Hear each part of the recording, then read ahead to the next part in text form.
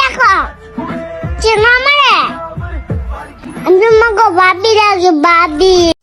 এই শোনো, সেই তোমাদের ভাবি লাগে ভাবি। এই যে পিচ্ছি মাইয়ারে এগুলা শিখাইতেছি তো বাংলাদেশে ভাই, মাইয়ার এই হইতো না কি ফোলানি রে হইব।